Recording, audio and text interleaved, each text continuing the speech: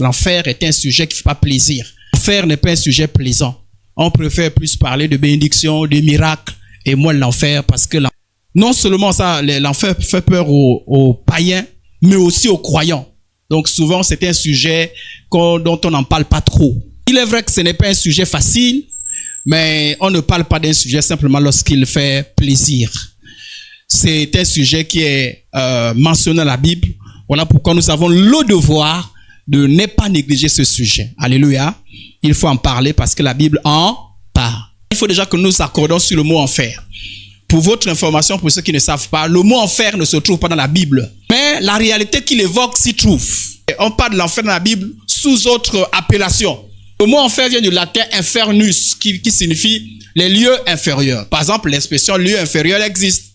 On parle de Jésus qui est descendu dans les lieux inférieurs. En fait, autrement, on pourrait dire de Jésus qui est descendu aux enfers. Avant que Jésus-Christ ne ressuscite, tout homme qui mourrait entrait dans un endroit qu'on appelle le séjour des morts. La Bible parle des séjours de mort. C'est le séjour de mort qu'on appelle enfer. Enfer au pluriel, les enfers. Parce que dans le séjour de mort, il y a deux endroits. Le mot utilisé pour parler de séjour de mort, dans l'Ancien Testament surtout, c'est Sheol en hébreu. Et dans le Nouveau Testament, parce que le Testament est écrit en grande partie en grec, c'est Hadès. Donc vous allez entendre parler de Sheol, Hadès, c'est la même chose que séjour de mort. Donc avant que Jésus ne ressuscite, le séjour de mort avait deux endroits. Il y avait une partie réservée aux croyants, qu'on appelle le sein d'Abraham. Souvenez-vous de l'histoire du riche et du pauvre Lazare. C'est dans cet endroit que se trouvait le pauvre Lazare, qu'on appelle encore le sein d'Abraham, qu'on appelle aussi le paradis. Et la Bible dit que cet endroit était séparé de l'autre endroit par un abîme, séparé de l'endroit qui était un endroit de tourment. En fait, c'est cet endroit qu'on appelle l'enfer, mais cette fois-ci enfer au singulier. Le séjour des morts, n'étant que provisoire, va cesser d'exister au jugement dernier. Je l'ai jeté dans les temps de feu avec ce qu'il contenait, et il est, si pour dire, déversé dans l'enfer éternel. Ainsi, dans le langage courant, lorsqu'on parle de l'enfer dans le langage courant, on fait allusion à quoi? On fait allusion à l'endroit où vont provisoirement, actuellement, les perdus, mais aussi l'endroit définitif. Donc, enfer fait allusion au lieu de tourment où vont tous les perdus. Comment est l'enfer selon la Bible? La Bible décrit l'enfer. L'enfer selon la Bible est un lieu où se trouve un feu qui ne s'éteint pas. Matthieu chapitre 13, verset 50, il est écrit, « Et ils les jetteront dans la fournaise ardente. Il y aura des pleurs et des grincements dedans. » C'est un endroit où il y a une fournaise ardente. C'est un endroit où l'on dit qu'il y a un feu éternel. Quand on dit éternel, c'est la même chose qui ne s'éteint point. Marc chapitre 9, 44, que d'avoir les deux mains et d'aller dans la géhenne. Voilà, il y a aussi un autre mot connu, synonyme de l'enfer, c'est la géhenne. Dans la géhenne, dans le feu qui ne s'éteint point. Matthieu 25, 41, ensuite il dira à ceux qui seront à sa gauche, retirez-vous de moi, maudit, allez dans le feu éternel qui a été préparé pour le diable et pour ses anges. Donc l'enfer est décrit comme étant un endroit où il y a un feu qui ne s'éteint pas, une fournaise de feu, un feu éternel. Mais l'enfer est décrit aussi comme un lieu où il y a des vers qui ne meurent pas, un lieu où il y a des pleurs et un lieu où il y a des grincements dedans.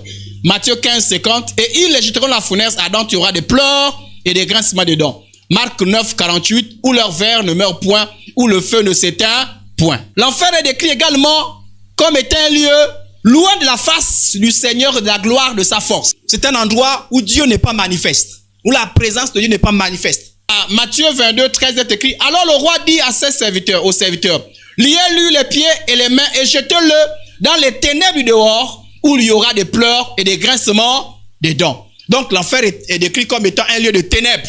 2 Thessaloniciens chapitre 1, le verset 9 est écrit, ils auront pour châtiment une ruine éternelle, loin de la face du Seigneur et de la gloire de sa force. L'enfer également est décrit comme étant un endroit où les gens qui s'y trouvent, où les personnes qui s'y trouvent, sont comme en train de boire du vin de la fureur de Dieu, boire la coupe de sa colère, tourmentés dans le feu et le soufre, où il n'y a pas de repos, ni jour, ni nuit. Apocalypse, chapitre 14, verset 10 au verset 11. Il boira lui aussi du vin de la fureur de Dieu. L'enfer, c'est le lieu où toute la colère de Dieu se déverse. Versé sans mélange dans la coupe de sa colère, et il sera tourmenté dans le feu et le soufre, devant les saints anges et devant l'agneau. Et la fumée de leur tourment montent au siècle des siècles et ils n'ont de repos ni jour ni nuit, ceux qui adorent la bête et son image et quiconque reçoit la marque de son nom. Beaucoup disent, oui, lorsqu'on parle de feu, de ténèbres, les vers, ce ne sont pas les réalités, c'est des symboles.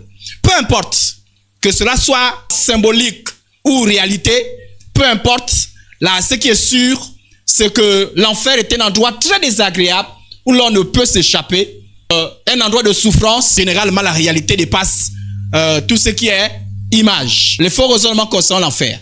Premier faux raisonnement. Certains confessent par leurs paroles ou par leur attitude, donnent l'impression que l'enfer n'existe pas. C'est une invention humaine. Certains disent même que l'enfer est une stratégie des chrétiens pour intimider les non-croyants. C'est une invention des chrétiens pour intimider les non-croyants. C'est pour nous amener à croire à leur évangile. Donc, pour nous faire peur. Voilà pourquoi ils ont créé l'enfer. Donc, certains l'affirment par orgueil et par crainte. Parce que certains craignent, certains disent non, l'enfer ne peut pas exister. C'est une invention des chrétiens. Sous l'emprise de ces faux raisonnements, certaines personnes en parlent d'une manière si légère et en fait un sujet de plaisanterie. Voilà, certains plaisantent sur l'enfer, mais n'y croient réellement pas. L'enfer est une réalité qui ne peut être comparée aux souffrances qui se retrouvent sur la terre. La Bible affirme clairement, dans de nombreux passages, l'existence d'un lieu réel. Un lieu réel. Un lieu de châtiment éternel pour ceux qui excluent Jésus-Christ de leur vie, désigné dans le langage courant comme enfer. On peut l'appeler de plusieurs manières. Je vous ai donné une expression tout à l'heure, la géhenne, un lac de feu, Sheol, Hadès, peu importe l'expression, mais la Bible affirme qu'il existe un lieu réel, un lieu de châtiment, un lieu de jugement pour tous ceux-là qui rejettent Jésus. La Bible l'affirme. Et nous donnons quelques textes. Les textes que nous avons lus prouvent l'existence de l'enfer. Et nous revenons sur le texte de Matthieu chapitre 5, le verset 22. Mais moi je vous dis que quiconque se met en colère contre son frère mérite d'être puni par les juges, que celui qui dira à son frère Raka mérite d'être puni par le Sanhédrin, et que celui qui dira insensé mérite d'être puni par le feu de la géhenne. C'est Jésus qui en parle. L'enfer a été créé à l'origine pour Satan et ses anges. C'est Dieu qui a créé l'enfer. L'enfer n'est pas une invention des hommes. Matthieu chapitre 25, 41. Ensuite, il dira à ceux qui seront à sa gauche, retirez-vous de moi, maudits, allez dans le feu éternel qui a été préparé pour le diable et pour ses anges. L'enfer a été préparé dès le départ pour Satan et pour ses anges. L'enfer n'a pas été préparé pour les hommes. Mais les hommes, ils vont pour n'avoir pas accepté la solution que Dieu place devant eux. Donc l'enfer est un lieu qui existe réellement. Où se trouve l'enfer? Lorsque vous lisez les Écritures, je vous ai dit tout à l'heure que le mot enfer veut dire le lieu inférieur. À l'époque, je pensais que l'enfer se retrouvait au ciel. Qu'au ciel, il y a deux endroits. Il y a le paradis et l'enfer. Non, non, non. Lorsque vous lisez la Bible, l'enfer est décrit comme étant un lieu qui se trouve sous la terre. Oui, l'enfer se trouve sur la terre. Voilà pourquoi on parle du ciel et de l'enfer. L'enfer se trouve sous la terre. L'enfer ne se trouve pas en haut. L'enfer se trouve en bas. Voilà pourquoi on parle des lieux inférieurs. La Bible parle comme d'une vérité essentielle qui met en avant la gravité du péché et la merveille de la grâce capable d'en délivrer de l'enfer ceux qui humblement l'acceptent. De la même manière que les gens doutent l'enfer, les gens doutaient des autres châtiments divins. Par exemple, nous avons le déluge et nous avons l'histoire de Sodome et Gomorrhe. La Bible nous dit ce qui suit. Dans Luc chapitre 17, le verset 26 au verset 29, ce qui arriva du temps de Noé arrivera de même au jour du Fils de l'homme. Lorsque Dieu avait dit à Noé qu'attention, je vais faire pleuvoir sur la terre, je vais faire venir un déluge et des gens vont périr. Et pour y échapper, il faut rentrer dans l'arche. Beaucoup de gens en ont fait un sujet de plaisanterie. Lorsque Noé l'annonçait, les gens disaient impossible, ça ne peut pas arriver. C'est impossible. Les gens disaient c'est des histoires. Il veut seulement nous faire peur. La Bible dit les hommes mangeaient, buvaient et se mariaient. Et mariaient leurs enfants. Jusqu'au jour où Noé entra dans l'arche, le déluge vint et les fit tous périr. De la même manière que les gens doutaient du déluge, les gens doutent de l'enfer. Mais leur doute n'annule pas que l'enfer soit une réalité. Mais la même chose pour Sodome et Gomorrhe. Ce qui arrivera du temps de Lot arrivera pareillement. Qu'est-ce qui est arrivé au temps de Lot? Les anges avaient dit à Lot, attention, prends-toi et ta famille, sortez de cette ville parce qu'un feu va descendre du ciel et va consumer les habitants de cette ville. Les gens ont dit impossible. Ils ne peuvent pas. Ça ne peut pas arriver. Mais malgré leur doute, un feu qui est descendu du ciel et a consumé Sodome et Gomorrhe. De la même manière, les gens doutent de l'évidence de l'enfer. Mais leur doute n'annule pas l'existence de l'enfer. Que les gens soient conscients ou pas, qu'ils y croient ou pas, l'enfer existe. Leur doute et leur ignorance ne changera rien. Quelqu'un qui met en doute l'existence, la réalité de l'enfer, met en doute l'autorité de la Bible. Puisque qui nous parle de l'enfer, c'est la Bible. Ça veut dire que si moi je ne crois pas, moi je suis chrétien, je ne crois pas que l'enfer existe, ça veut dire que je crois que la Bible n'est pas vraie. Alléluia. Puisque qui parle de l'enfer, c'est la Bible.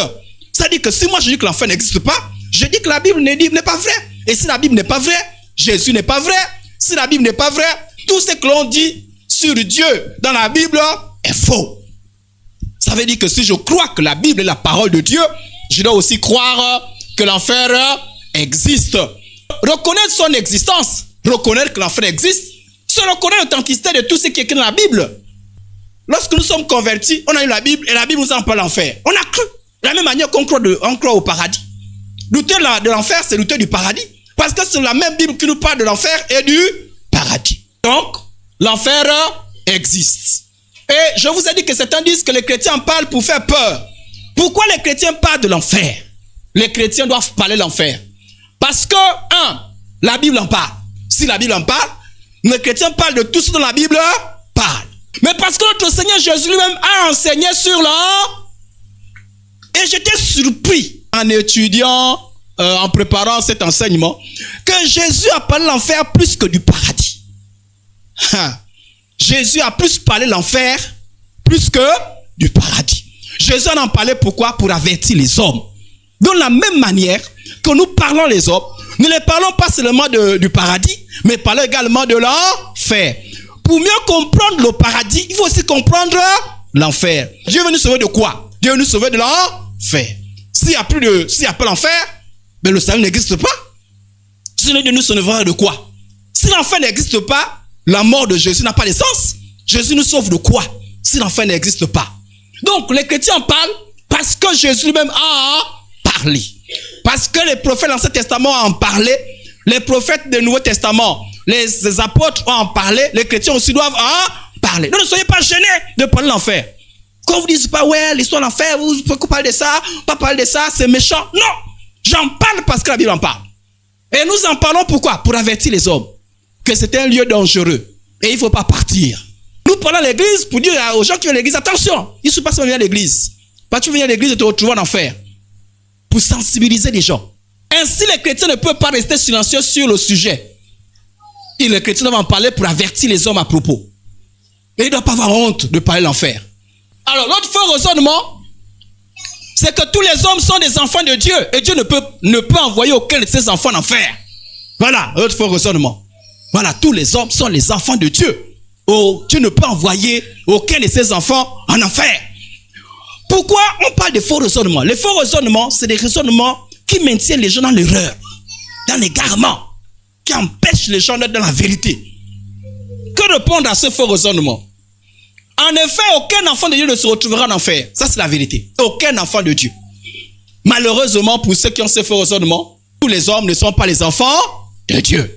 L'enfer n'est pas pour les enfants de Dieu, l'enfer est pour les ennemis de Dieu. Tous les hommes ne sont pas les enfants de Dieu. Je suis étonné de ce que certains chrétiens continuent à commettre la même erreur. Oh, nous sommes tous les enfants de Dieu. Mon Dieu, toi tu es quel genre de chrétien? Voilà pourquoi on nous exhorte à lire la Bible. Tous les hommes sont des créatures de Dieu. Alléluia. Nous avons été tous créés par Dieu. Mais nous sommes créatures de Dieu au même titre que l'arbre, au même titre que le mouton, au même titre que le soleil. Mais nous ne sommes pas tous des enfants de Dieu. Alléluia. La Bible nous dit, ceux qui sont enfants de Dieu, Jean chapitre 1, le verset 12. Mais à tous ceux qui l'ont, À tous ceux qui l'ont, à ceux qui croient en son, elle a donné le pouvoir de devenir enfant. Donc, on devient enfant. On ne naît pas enfant de Dieu. On n'est pas enfant de Dieu, on devient enfant de Dieu. Donc, penser que on n'ira pas en enfer parce qu'on est tous enfants de Dieu, c'est un faux raisonnement. Alors, il faut sortir les gens de ce faux. Les rassurer qu'aucun enfant de Dieu, vrai enfant de Dieu, hein, parce que ce n'est pas tous ceux qui disent enfants de Dieu qui sont enfants de Dieu. Aucun vrai enfant de Dieu ne se retrouvera en enfer. Mais tous les faux enfants de Dieu se retrouveront en enfer. Et les vrais enfants de Dieu, c'est celui qui a reçu réellement, sincèrement, Jésus-Christ comme sauveur et comme Seigneur. Quatrième faux raisonnement. Dieu est amour. Il ne peut envoyer les gens en enfer. Non, non, non, non, non. Voilà notre faux raisonnement. Dieu est amour. Il ne peut pas envoyer les gens en enfer. C'est impossible. Voilà notre faux raisonnement. Dieu est amour. Et d'ailleurs, quand tu parles de l'enfer, on dit que tu es méchant. Tu n'as pas l'amour de Dieu. On te dit que lorsque tu parles de l'enfer, c'est être méchant. D'ailleurs, on dit non, vous qui croyez à l'enfer là, c'est contradictoire. On ne peut pas parler en même temps l'amour de Dieu et en même temps l'enfer. C'est pas possible. Cela pense que non. L'enfer prouve que Dieu n'est pas amour. Comment un Dieu d'amour peut-il faire souffrir pendant l'éternité des hommes qu'il a créés?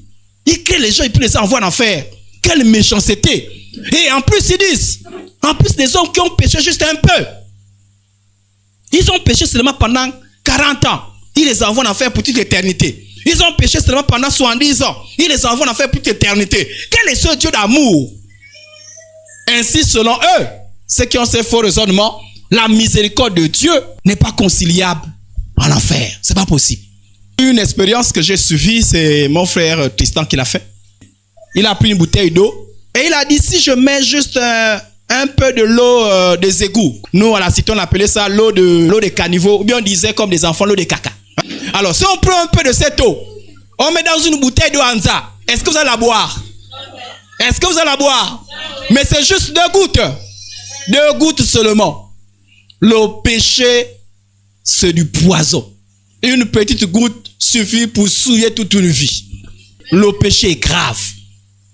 Ceux qui parlent de « Ah oui, mais l'homme a juste péché un peu » ne comprennent pas la gravité du péché. C'est les gens qui ont tendance à relativiser le péché. Vous savez, Dieu en même temps, beaucoup de gens parlent plus l'amour de Dieu mais oublient la justice de Dieu. Dieu n'est pas qu'amour. Dieu est juste. Et l'amour de Dieu se manifeste dans sa justice. La justice de Dieu se manifeste dans son amour. Dieu n'est pas, ça dit qu'à un moment donné, c'est seulement amour et il n'est pas juste. Ou bien il est seulement juste, n'est pas amour. Il est en même temps amour et en même temps juste. Je vous ai dit que même pour nous sauver, il a fallu qu'il envoie son fils pour subir à notre place. On n'a pas été sauvé comme ça. Ça dit qu'il n'a pas dit, bon, je ferme les yeux sur vos péchés. Allez, vous êtes sauvés. Il a fallu que quelqu'un subisse à notre place les conséquences de notre péché. Quelqu'un a payé pour nos péchés pour que nous soyons sauvés. Donc l'amour de Dieu se manifeste dans sa justice. Donc l'enfer, c'est le témoignage de la justice de Dieu. Dieu est juste. Dieu est juste. Et sa justice exige que le péché soit puni. Personne ne peut, ça dit que si quelqu'un, je sais pas, vient casser votre maison, vient brûler votre maison, et arrivé au tribunal, le juge lui dit, je suis un Dieu amour. Donc, comme je suis amour, j'annule, je dis que le procès est annulé, je laisse tomber. Plus de poursuite. Je suis sûr que vous avez dit que c'était un juge, comment? Corrompu. Et comment? Injuste. La justice est importante. Et d'ailleurs, même quand on nous fait du mal, on se réfère à la justice de Dieu. Quand on nous fait du mal, on dit, Dieu qui est juste voit, n'est-ce pas? On fait appel à la justice. L'enfer, c'est la justice de Dieu. Et la justice de Dieu dit, le salaire du péché, c'est la mort. Voilà pourquoi Dieu, dans sa justice, sachant que le salaire du péché, c'est la mort, a manifesté son amour. Son amour de Dieu, ça fait quoi? Pas à devenir injuste. Non, l'amour de Dieu n'amène pas Dieu à devenir injuste. L'amour qui pousse à l'injustice est un faux amour. Dieu nous sauve tout en étant juste. Voilà pourquoi la Bible déclare qui accusera les yeux de Dieu, c'est Dieu qui justifie. Qui va m'accuser? Pourquoi il dit c'est parti au ciel? Pourquoi il ne part pas en enfer? Mais parce que quelqu'un a payé pour mes péchés. Pourquoi vous voulez que je parte encore en enfer? Il ira au ciel parce que quelqu'un a payé pour mes péchés. Mais pourquoi quelqu'un d'autre ira en enfer? Mais parce qu'il a refusé celui qui paye pour ses péchés. Amen, amen. Il a refusé. Les gens vont en enfer parce qu'ils refusent Jésus. Parce qu'ils refusent Jésus. Ils ne sont pas vrais vis-à-vis de Jésus. Ils sont faux vis-à-vis de Jésus. Donc, l'enfer ne remet pas en cause l'amour de Jésus. L'enfer est une histoire de la justice de Dieu. L'homme naturel ne comprend pas l'enfer parce qu'il a tendance à relativiser la gravité du péché. Un Dieu plein d'amour, ça ce sont les hommes, de miséricorde, et qui n'est pas juste, et qui tolère le mal. Ça dit qu'un Dieu, pour les païens, il voudrait avoir un Dieu qui est tellement amour, qui laisse tomber le péché. Non, mais ça dit qu'ils veulent un Dieu, mais un Dieu, fornication, non, laisse tomber, toi aussi, Dieu, laisse tomber la fornication. Le vol, laisse tomber, le crime, c'est rien, l'avortement, c'est rien. Ils veulent un tel Dieu. Un tel Dieu est un Dieu inventé par l'homme, par la pensée de l'homme. C'est pas le Dieu de la Bible. Alléluia. Amen. Le Dieu de la Bible ne tolère pas le péché. Ça, c'est le Dieu des païens. Ils veulent un Dieu comme ça. Un Dieu qui ne tient pas compte. Voilà pourquoi on vous a parlé du faux évangile. Du faux Jésus. C'est-à-dire qu'un évangile qui dit que non, vous êtes sauvés malgré le fait que vous ne renoncez pas au péché. C'est-à-dire que vous êtes sauvés quand même. Vous êtes dans le péché, mais vous êtes quand même sauvés. Ça, c'est faux. Et ça, c'est une idole. Les gens voudraient avoir un tel Dieu. Un Dieu. Voilà pourquoi les homosexuels disent, mais vous là aussi, nous aussi on croit à Dieu. Un Dieu qui permet l'homosexualité. Voilà, ils aiment un Dieu comme ça là. Voilà, ça c'est un faux Dieu. Ça c'est pas le Dieu de la Bible. Ça c'est une idole. Fabriquée par l'homme rebelle. Le Dieu de la Bible est juste. Il punit le mal. 2 Thessaloniciens chapitre 1 verset 6 dit, car il est la justice de Dieu de rendre l'affliction à ceux qui vous affligent. Frères et sœurs en Christ, vous imaginez que Dieu n'était pas juste. Tous ceux qui nous lapident là. Pourquoi Dieu a dit que si on vous gifle, laissez tomber? Pourquoi Dieu a dit si on vous insulte, laissez tomber? Parce qu'il a dit, à moi la vengeance, à moi la... Parce que nous croyons en Dieu juste. Dieu est juste. Et l'enfer fait partie de sa justice. L'amour et la miséricorde de Dieu consistent non à tolérer le mal, mais à offrir gratuitement à l'homme pécheur qui mérite l'enfer une rédemption éternelle par le sacrifice de son fils Jésus-Christ. Donc, quand on dit, mais Dieu n'est pas amour, comment il peut envoyer les gens en enfer? Non. L'amour de Dieu, c'est de donner la solution pour ne pas aller à l'amour de Dieu. Dieu a tant aimé les hommes. Voilà l'amour de Dieu. C'est pas qu'il a donné une solution. Mais il ne peut pas t'obliger à prendre cette solution-là. Plutôt que d'accuser Dieu de cruel, nous devrions nous rappeler que l'enfer est réservé à ceux qui, par leur propre volonté, ont refusé la miséricorde de Hébreux chapitre 2, verset 3. Comment échapperons-nous en négligeant un si grand qui annonce d'abord par le Seigneur Jésus nous a été confirmé par ceux qui l'ont entendu. Matthieu 23, 33. Serpent, race de vipères, comment échapperez-vous au châtiment à la géhenne? Tous ceux qui refusent l'amour de Dieu, tous ceux qui refusent la solution de Jésus, il n'y a qu'une seule possibilité qui leur reste, c'est quoi? L'enfer. Les gens vont en enfer. C'est pas Dieu qui envoie les gens en enfer, hein. C'est les gens qui s'y rendent parce qu'ils ont refusé. Voilà pourquoi c'est grave, hein. Vous comprenez pourquoi nous sommes, ça dit que nous sommes virulents lorsque nous interpellons les gens à la conversion. Parce qu'il y a souvent qui disent, ah oui, il faut laisser les gens, faut pas trop parler, sensibiliser les gens. Nous sommes violents parce qu'on veut pas que les gens aient en enfer. L'enfer, c'est pas un lieu plaisant. Nous voulons sortir des gens de l'enfer. Voilà, on n'est pas ici pour être populaire. On est ici pour sortir les gens de l'enfer pour le ciel. 5e faux raisonnement. Dieu trouverait un moyen pour éviter qu'autant de personnes se retrouvent en enfer. Pour toujours, malgré leur péché. Vous aussi quand même. Donc vous pensez qu'il n'y a que vous, le petit homme des chrétiens, qui ira au ciel, quoi. Donc les musulmans, les bouddhistes, donc tout ce monde est en enfer, quoi. Il n'y a que vous, le petit homme là. Non, Dieu il est bon, non. Quand même, toutes ces personnes-là. Dieu trouverait un moyen. Même vous-même, quand vous lisez la Bible dit que le chemin qui mène en enfer est comment? L'âge est le chemin. L'âge, ça veut dire quoi? Faut définir. Hein. Là, ça veut dire quoi? C'est grand. Le chemin qui mène à... Et le chemin qui ne pas dire comment? Étroit, frères et sœurs en Christ. Il est étroit. Ils sont peu qui prennent le vrai chemin. Mais ceux qui partent en enfer, ils sont nombreux. Hein. Il y a les païens d'abord, qui assument leur paganisme. Et il y a aussi les religieux. Donc attention, hein. Il n'y a pas que les païens, il y a aussi les... Mais le peu qui confesse Jésus réellement, ils sont peu comme ça. Là. Étroit le chemin qui mène au paradis. Alléluia. Donc ceux qui disent que non, Dieu va trouver un moyen. Sinon, ça veut dire que ce que Jésus-Christ a dit là est faux. Non, c'est de l'utopie. Dieu a trouvé à créer les gens libres. Et voilà ce que j'aime chez Dieu. Je vous ai dit une fois que même lorsque Dieu va te bénir, il ne va pas te bénir contre ta propre volonté. Voilà pourquoi Jésus a pleuré sur Jérusalem. Il dit Jérusalem. Il a dit Jérusalem. Si tu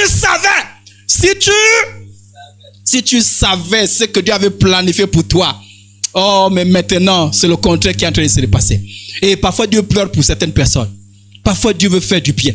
Mais quand Dieu te fait bien, Dieu t'interpelle. Dieu t'avertit. Dieu, à toi les. Mais quand tu ne comprends pas, Dieu ne va jamais te forcer. Même s'il t'aime, il ne te force jamais. Pourquoi? À cause du libre arbitre. Dieu a créé les gens libres. Donc, les gens qui refusent Jésus, Dieu ne va jamais les forcer. Amen, amen. Même lorsqu'il veut sauver quelqu'un, il fait quoi? Il interpelle, il envoie les évangélistes, il prêche. Voilà pourquoi nous aussi là, nous aussi on prêche. C'est-à-dire qu'on fait, voilà pourquoi sous l'onction du Saint-Esprit, nous prêchons les gens. Vous là, faites attention. Attention l'enfer. Attachez-vous à Jésus. Consacrez-vous à Jésus. Certains parfois ils sont là. Oh, non. Oh. Mais parce que Dieu interpelle, c'est l'amour de Dieu. Dieu ne force personne. À cause de quoi? De libre arbitre. Donc tous ceux qui refusent Jésus, Jésus ne va jamais les forcer. Personne ne se retrouvera au ciel de façon forcée. C'est-à-dire, il y aura pas au ciel quelqu'un qui dit, oh, je fais quoi ici? J'avais dit que moi je vais partir en affaires, non? Je fais quoi ici? Tous ceux qui seront au ciel seront reconnaissants. Parce qu'ils ont entendu la voix de Dieu. Et ils ont dit oui à la voix de Dieu. Il est écrit par exemple dans Deutéronome 30, verset 19, que je mets devant toi le ciel et la terre. Je mets devant toi, la vie est là. La vie est là. La bénédiction est là. Choisis-la. Voilà l'amour de Dieu. Dieu te dit toujours le bon choix. Dieu te dit choisis la vie. À toi là, choisis la vie. Mais Dieu ne va jamais te forcer. Tes choix, c'est tes conséquences. Des bons choix, des bonnes choses. Mauvais choix, conséquences toi-même. Amen, amen. La même chose pour l'église. On vous prêche tous les jours, hein? Mais c'est vous-même qui faites des choix. Dieu n'envoie personne en faire. C'est les gens qui s'y rendent personnellement. Donc, espérez que je pars en enfer. Après, Dieu quand même est sorti à l'intérieur. Vous savez, le choix se fait sur la terre. Hein? Dès que les yeux sont fermés, dès que la mort vient, c'est fini. Après la mort, il n'y a plus de choix. Après la mort, il n'y a plus de... Donc, ceux qui pensent que je vais choisir après ma mort, c'est une utopie. C'est un mensonge. C'est là maintenant qu'il faut choisir. Et l'une des choses, c'est qu'on ne connaît même pas le jour de sa mort. On ne connaît même pas lorsqu'on quitte la terre. Dès que c'est fini avec la terre, c'est fini. Le choix, c'est maintenant, mon frère. Le choix, c'est maintenant, ma soeur. Si tu entends la voix de Dieu, n'endurcis pas ton cœur. 6e faux raisonnement. Les morts ne subiront pas l'enfer, mais disparaîtront simplement. Vous savez, l'idée de disparaître, c'est aussi un soulagement. Hein? Voilà pourquoi certains parfois disent, ah, il a trop souffert, il fallait qu'il meure. Parce que les gens pensent que quand on meurt, ça dit que c'est le repos. Ça dit que tout s'arrête. Voilà, c'est un peu... Je vous ai dit, même le sommeil, on rêve. Même quand vous avez faim. Quand vous avez faim. Quand vous dormez, vous oubliez que vous avez faim. Mais après, vous rêvez. Dans le rêve, tu te souviens que tu as faim. Jamais arrivé. Ça dit que quand tu dors, tu as l'impression que tu as oublié que tu as faim. Après, dans le rêve, tu te souviens que tu as... Parce que dans le rêve, tu continues à chercher. Ou bien vous avez envie d'uriner. Et vous êtes fatigué. Oui, je ne comprends pas les gens. Il y a des gens qui sont devenus par leur corps. Le corps te dit, va uriner. Tu dis, oh, je suis fatigué. Tu dors comme ça. Tu vas voir, tu vois des rêves où tu es en train de chercher à uriner. Et j'espère que il y en a de certains qui arrivent à uriner. Hein. Tu vois, oh, Seigneur. Oh. Ça te poursuit jusque dans ton rêve.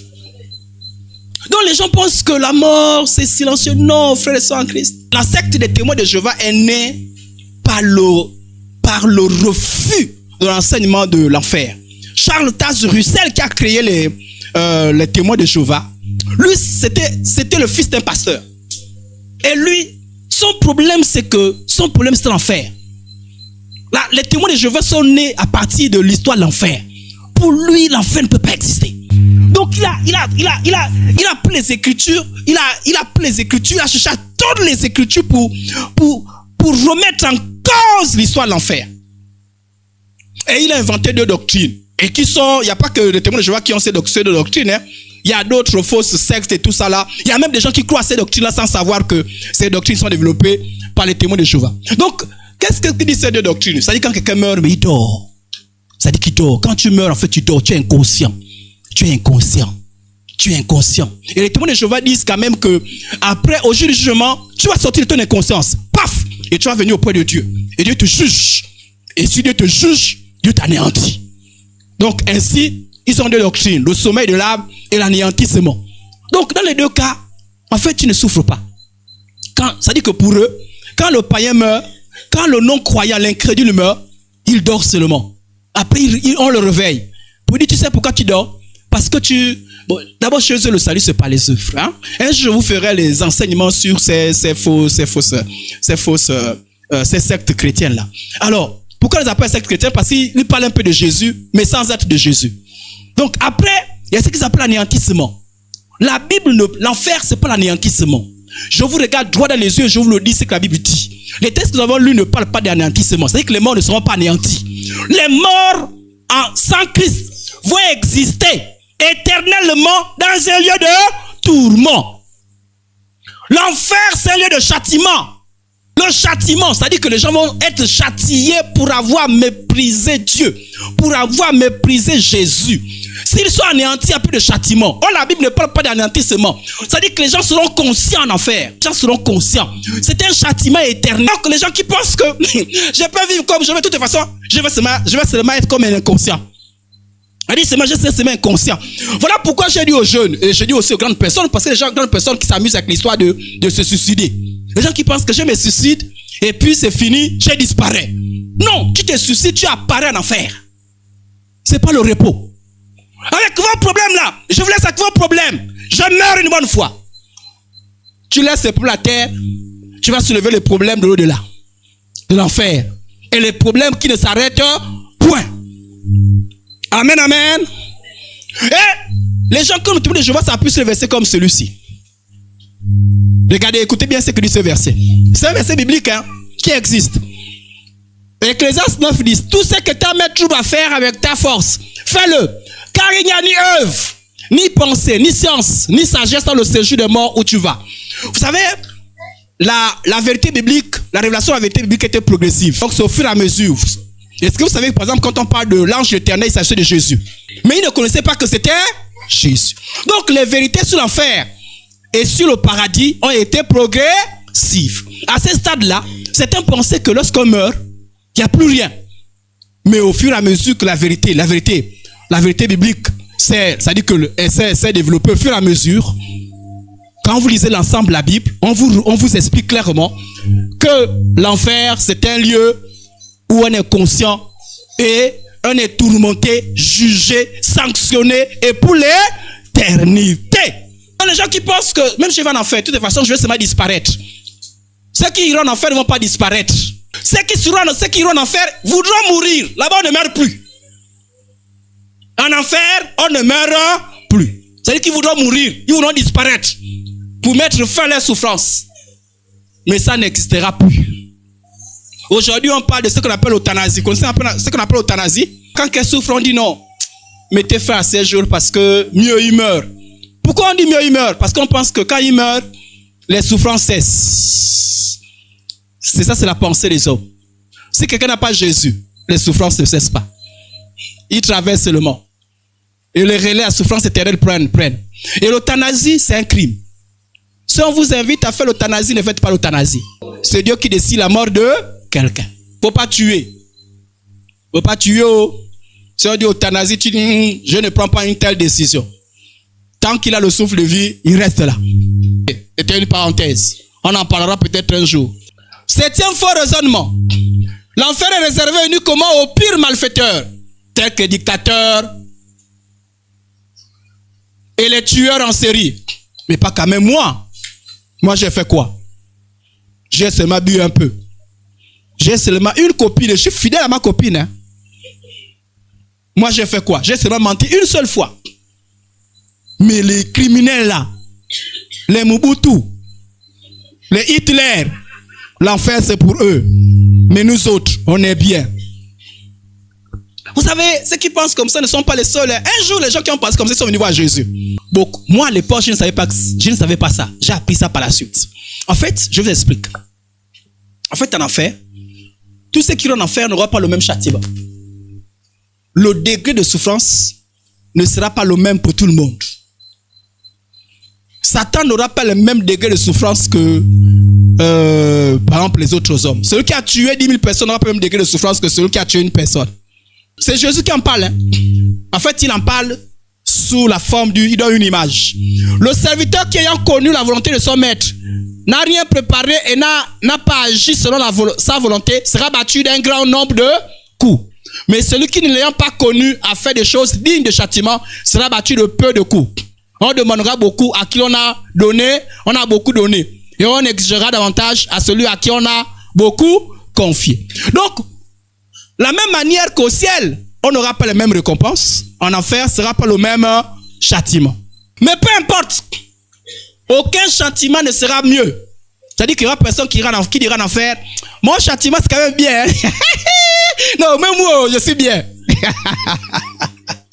Il n'y aura aucun bon châtiment. Tous les châtiments seront atroces et affreux. Même si les degrés ne sont pas les mêmes. Amen, amen. La même manière, mardi prochain, je vous parle du ciel. Là, je vous parle de l'enfer. Mardi prochain, je vous parle du ciel. La même manière, au ciel, on n'aura pas tous les mêmes récompenses. Mais le fait que ce soit au ciel, c'est déjà vraiment quelque chose de bien.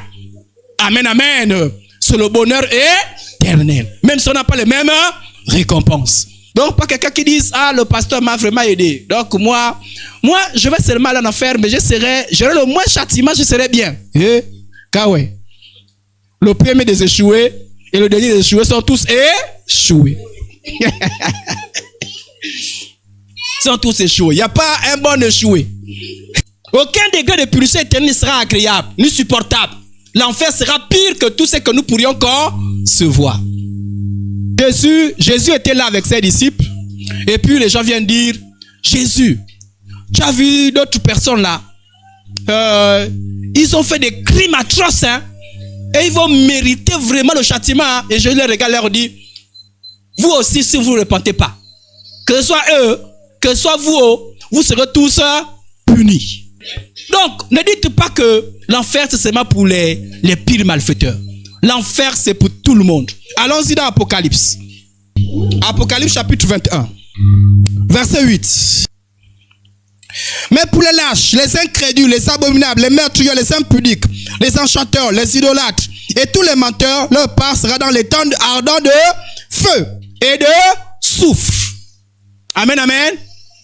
Est-ce qu'on reprend? Pour les lâches, ceux qui vont en enfer, parmi ceux qui vont en enfer, il y a qui c'est? Les lâches. Est-ce qu'on a dit les criminels forcément?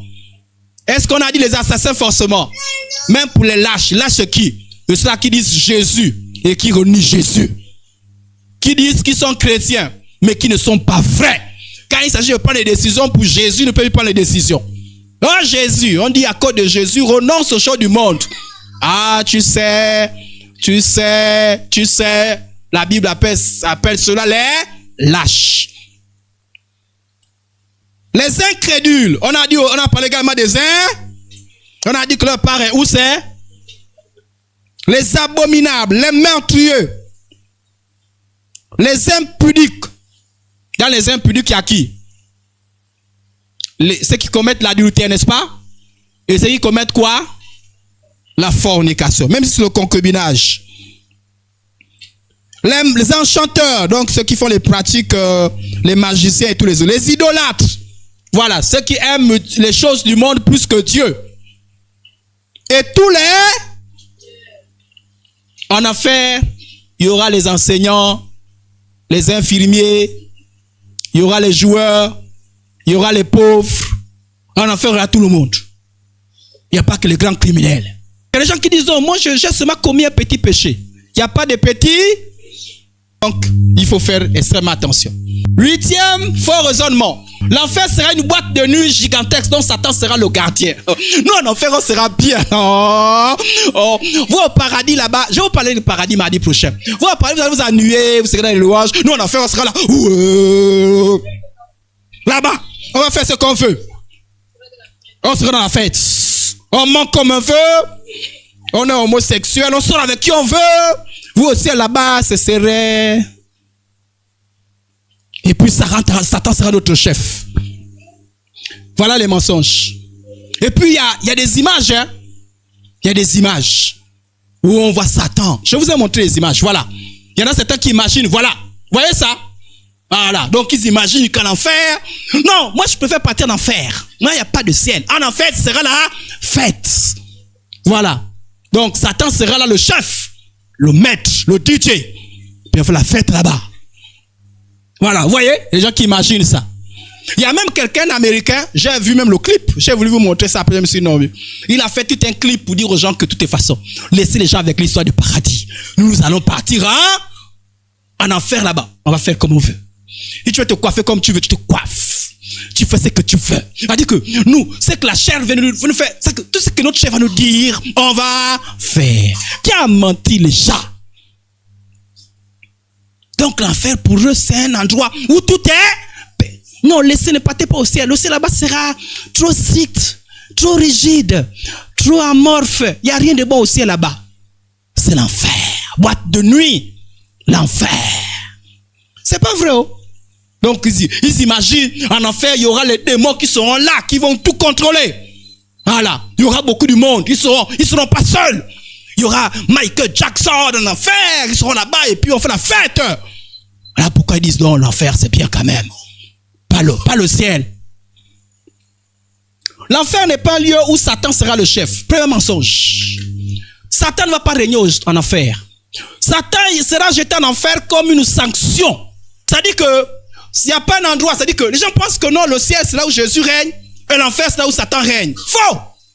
Satan ne va pas. Le dernier endroit où Satan fait semblant de régner, c'est sur la terre. En enfer, Satan sera enchaîné, il va souffrir. En enfer, Satan va souffrir. Il sera tourmenté. Il ne sera pas chef. Satan n'est pas chef en enfer. D'ailleurs, pour l'instant, Satan n'est pas en enfer. Vous savez ça, non? Satan n'y est pas encore. Voilà pourquoi on dit que Satan, c'est qu'il reste peu de... Voilà pourquoi Satan, il est prêt à tout. C'est-à-dire que lui veut que tu vas en enfer. Il est prêt à te proposer les milliards. Tu veux les milliards? Vends-moi ton âme. Tu veux l'argent, les voitures? Il est prêt à tout. À ceux qui ne peuvent rien proposer, il attaque. Il a deux possibilités. Il y en a certains qui prennent pour les mabous, lui dit non, lui là, c'est même pas la peine d'attaquer. C'est comme, ça dit que là, il est comme un poisson où il y a l'appât. Son appât, c'est quoi? Lui, dès qu'il voit l'argent, il tremble. Donc, il te propose. Tu veux quoi? L'argent? Tu veux quoi? 5 voitures? Et là, il te prend, boum, vends ton âme. Et tu vends ton âme. Il sait que tu n'as que 10 ans de vie, après tu meurs. Et puis, on n'en parle plus de toi. Amen. Il sait que lui là c'est les femmes. Lui là avec les femmes. Et tu veux quoi? Tu veux... Regarde, j'ai les moutons là-bas. J'ai les moutons là-bas. Tu les veux? Donc, voilà, il propose. Il propose. À d'autres, il sent que... L'autre attaque. Il les oppresse. Pour que dans leur difficulté, ils renient Dieu. Il fait tout. Parce qu'il sait qu'il reste peu de temps. Alléluia. Regardez, quand Jésus a chassé les démons, ils ont dit quoi? Es-tu venu tourmenter avant le... Alléluia. Ils ont dit à Jésus, est-ce que tu es venu tourmenter avant le... Donc l'enfer, c'est pas un lieu de fête pour les satans et les démons. Ceux qui croient ça, c'est des histoires. On vous fait croire ça. Satan ne fera pas la fête en enfer. Satan sera tourmenté. Il dit, ensuite il dira à ceux qui sont à sa gauche, retirez-vous de moi, maudit. Allez dans le feu qui a été préparé pour le diable et pour ça. Satan sera jeté pour être tourmenté, pour subir le châtiment, pas pour faire la fête. Il ne va pas régner. Il n'aura pas un trône là-bas en enfer. Donc c'est des histoires. Enlevez ça, c'est pas biblique. Et aidez ceux qui sont à l'intérieur. Aidez les gens. Dites-leur que là-bas, on ne va pas trouver Satan en train de faire la fête. Et des gens en train de faire la fête, c'est des histoires. Enlevez ces histoires. Là-bas, c'est le châtiment. Et imagine la personne qui aura le plus grand châtiment en enfer. Satan. Donc, il n'aura même pas le temps de faire la fête. Quelle fête? Satan va se morfondre éternellement. Quelqu'un qui était glorieux. Quelqu'un qui était auprès de Dieu. Quelqu'un qui a vu Dieu. Là-bas, il va se morfondre. Et le diable qui les séduisait fut jeté dans les temps de feu de soufre. Où la bête et le faux prophète. Ils seront comment? Ils seront comment? Est-ce qu'on a dit qu'ils vont faire la fête? Ils seront Donc vous voyez, est-ce qu'on a dit que là-bas ils seront chacun sur leur trône? Connaissez ce qu'on appelle tourment? Connaissez ce qu'on appelle tourment? C'est une souffrance très cruelle. Jour et, est-ce qu'on a dit seulement le jour? Jour et, est-ce qu'on a dit pendant 10 ans? Au siècle pour toujours. L'enfer, c'est plein de retrouvailles. Donc, Satan et ses démons ne vont pas faire la fête là-bas. Donc, pour ceux qui pensent que je vais aller retrouver mes frères là-bas, Michael Jackson. Bon, je ne sais pas si Michael Jackson est parti là-bas. Je vais aller retrouver, faire la fête. L'enfer, c'est plein de retrouvailles. Quand vous lisez l'histoire de Lazare, le riche et le pauvre Lazare, est-ce que même Lazare avait trouvé qui c'est? Est-ce que le riche a trouvé quelqu'un? L'enfer, c'est un lieu de solitude. Voilà pourquoi je vous ai décrit l'enfer au départ. L'enfer, c'est de ténèbres. C'est-à-dire que les gens seront comme des prisons. C'est-à-dire que tu ne vois pas la personne il n'y a personne à côté de toi. Tu seras seul. C'est-à-dire que l'enfer, c'est, vous êtes nombreux, mais tu es comme dans une cellule, dans les ténèbres, dans la souffrance, seul. Tu ne sauras pas qui est en train de crier là. Tu entends des cris, c'est qui est en train de crier là-bas? C'est le de regret. Un lion se morfond. On est en train de dire, si je savais, les plus maudits, c'est ceux qui seront à l'église et qui n'ont pris aucune décision. Comment tu es venu à l'église? Comment tu as entendu la parole et tu as négligé c'est-à-dire que tu as négligé la parole de Dieu à cause du sexe, à cause de l'argent, à cause du fétichisme, à cause de cette terre. C'est les plus maudits. Ceux-là, ils auront les regrets. Ils vont regretter. J'espère qu'il n'y aura pas quelqu'un qui va dire, j'étais le jour où on a enseigné sur l'enfer. Donc, c'est plein de retrouvailles. En enfer, il n'y aura pas, oh, tu es là. Tu es là, oh, tape là. Et c'est les pensées qui viennent du diable. On appelle ça les doctrines de démons qui veulent séduire les gens. Vous savez, un jour, quelqu'un m'a dit, j'ai le sida. J'ai envie de partager le sida. Je vais tout faire. Quand quelqu'un a le sida, quelqu'un me l'a dit, moi je lui ai dit, ne fais pas ça, c'est diabolique. Quand quelqu'un a le sida, c'est-à-dire, la personne est prête à tout. Prête à tout. C'est-à-dire, tu vas penser que non, je suis trop fort. Dès que la fille m'a vu, dès que Jésus m'a fait comme ça, elle est arrivée. Tu n'es pas trop fort. Tu n'es pas trop fort. Tu n'es pas trop fort. C'est parce qu'elle a le sida qu'elle veut te transmettre ça. Elle était disposée. C'est toi qui es tombé dans son piège. C'est pas elle qui est tombée dans ton piège. C'est l'inverse. Et Satan est prêt à tout. Les mensonges. Pour que les gens ne voient pas la gravité de l'enfer. Donc c'est plein de retrouvailles. C'est plein de fêtes. Il n'y a aucune fête. Il n'y a pas... L'enfer, c'est de solitude. C'est de tourment. Le riche disait, même la goutte. C'est le tourment. Dieu n'est pas présent. Vous savez, même les païens qui... Vous savez, même le fait qu'on respire, c'est la grâce de Dieu. Alléluia. Même le païen qui dit Dieu n'existe pas. C'est la grâce de Dieu qui fait en sorte qu'il respire. Mais Dieu n'est pas présent. Sa présence n'est pas manifeste. Il n'y aura pas de compagnie là-bas. Donc, vous savez, un jour, j'ai vu, c'est le témoignage d'une jeune fille. Elle et son ami étaient dans la fornication. Et pendant que son ami et lui s'embrassaient, et l'ami fait malaise et il meurt. Au moment où il meurt, ses yeux s'ouvrent dans l'au-delà. Et il voit l'enfer. Et il dit, je veux en enfer. Donc, le dernier cri de son ami, c'était, je vois là. Et il est parti en enfer. Quand elle a entendu ça, elle a dit, ah, l'enfer existe. Vous savez ce qu'elle a fait? Elle est partie se convertir.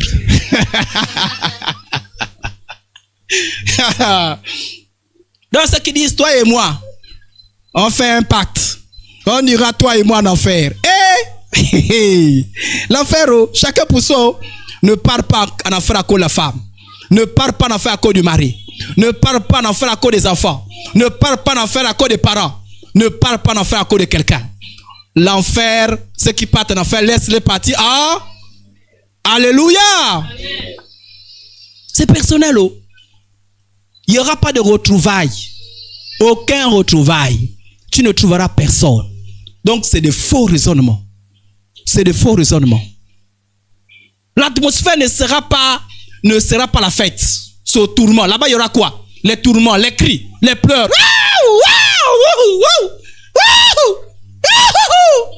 Et tu vois personne. Donc, ceux qui rêvent la fête là. Faut pas qu'on vous mente. L'enfer sera atrocement sombre, sans compagnie, sans but. Vous savez, lorsque les choses ont une fin, au moins quand même. Quand on souffre sur la terre, on se dit, voilà pourquoi parfois quand tu souffres, tu dis, là-haut, là-haut. Un jour, j'ai vu un jeune, il avait passé beaucoup des années de sa vie quasiment allongé sur le lit. Et quand on priait pour lui, il disait, moi, les choses de la terre, c'est plus, moi, je veux seulement aller au ciel. Et finalement, il est mort, il est parti. Lui, son espoir, c'était seulement le ciel. Parce que la terre, c'était une souffrance pour lui. Et il aimait quand on vient, on prie, on chante. Parce que lui, ça donne l'espérance pour le ciel. Alléluia. Quand tu souffres sur la terre, tu peux chanter là-haut, là-haut. Hein? Je vous ai dit qu'un jour, j'ai fait accepter quelqu'un, Jésus était dans ses derniers moments. Même pour parler, il ne pouvait plus parler. Il a dit ce qu'il veut, c'est Jésus. Et quand il a reçu Jésus, il pleurait de joie. Et quelques temps après, il est décédé. Mais l'enfer, ce qui fait souffrir l'enfer, c'est qu'il n'y a plus de fin. Ça dit qu'il n'y a aucune fin. Ça dit qu'il n'y a pas que non, ça va s'arrêter dans 2 jours, dans 10 ans, dans 20 ans. L'enfer, c'est pour des bons. C'est fini. La même chose quand tu iras au ciel, c'est pour des bons. Il y en a certains qui disent, l'enfer est un endroit provisoire. Non. On souffre juste pour un temps, et puis après on sort. C'est un peu les mêmes gens qui pensent que le purgatoire. Voilà pourquoi les messes requiem, non? Allez-y prier parce qu'ils sont dans le purgatoire, c'est comme un enfer, ils souffrent. Et moi je vous ai dit que les chrétiens qui vont faire les messes requiem là, c'est des incrédules. Allez-y au purgatoire. Le purgatoire c'est l'enfer. Si tu te trouves un endroit, tu dis sur le purgatoire, mon frère, ne te trompe pas, tu es en enfer. Il n'y a pas, c'est faux. Le purgatoire n'existe pas, c'est pas biblique. Alléluia. La Bible ne parle que 2 endroits, le ciel et l'enfer. Donc l'enfer n'est pas un endroit provisoire. L'enfer c'est un endroit éternel. Ça ne s'arrête plus. Et c'est ce qui fait souffrir, hein? Éternellement. Il n'y a plus de fin. En conclusion, l'enfer est une réalité difficile. Mais il faut l'enseigner. Il faut l'enseigner. Mon frère, ma soeur, au moment où nous terminons l'enseignement sur l'enfer, quelle est ta position? Il ne faut pas jouer avec ça. Hein? Ne joue pas avec ça. Quand nous on condamne le péché ici, là, quand on parle de Jésus ici, il faut sortir l'enfer.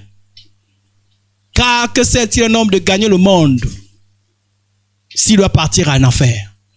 Que sert-il un homme d'avoir beaucoup d'argent? Mon frère, avant le mariage, fais attention à l'enfer. Avant les bénédictions de cette terre, quelle est ta position? Est-ce que tu as l'assurance du salut? Est-ce que tu es vrai avec Dieu? Est-ce que si la mort venait maintenant, est-ce que tu as l'assurance d'être sauvé? Quand tu es conscient de l'enfer, tu fais attention. Vous savez, quand tu as Jésus, ceux qui ont Jésus, ceux qui ont sincère leur foi, n'ayez pas peur. Vous savez, lorsque tu es sincère dans ta foi, Dieu va te préserver. Amen. Ça dit que, il y a un verset dans la Bible qui dit que Dieu a le pouvoir de nous garder. Amen. Donc quand tu es sincère avec Dieu, ne dis pas la dernière minute. Non, quand tu es sincère avec Dieu, Dieu va te garder. Amen. Je ne parle pas des gens qui disent je vais pécher un peu, après je vais demander pardon. Tu es un bandit. Et les bandits iront en enfer. Quelqu'un qui est sincère avec Dieu ne dit pas, quand le péché vient, quand tu es conscient, tu n'as pas de péché. Amen. Si tu es sincère avec Dieu, Dieu va te garder. Mais avertissons nos frères, avertissons nos soeurs, nos parents. Nous les chrétiens, quand on prie pour nos parents, on prie, oh Dieu te bénisse, le travail, l'école, Dieu va te protéger, va te sécuriser. Mon frère, au-delà de tout ça-là, il y a l'enfer. Il faut dire, reçois Jésus. Sois sincère avec Jésus. Quand l'enfer n'est pas un endroit, il faut partir. Que nous rendons grâce à Dieu qui nous a envoyé Jésus pour nous préserver de l'enfer et pour nous ouvrir la porte du ciel. Rendons grâce au Seigneur. Mon Père, mon Dieu, nous te rendons des actions de grâce. Seigneur, pour ce que tu as fait. En faisant cet enseignement, nous comprenons la grâce qui est la nôtre. La grâce qui est la nôtre. Seigneur, tu nous as fait échapper. Seigneur, en envoyant Jésus, tu nous as fait échapper à un grand châtiment, à un grand tourment. Voilà pourquoi nous réalisons la grâce qui est la nôtre. Béni sois-tu, Seigneur.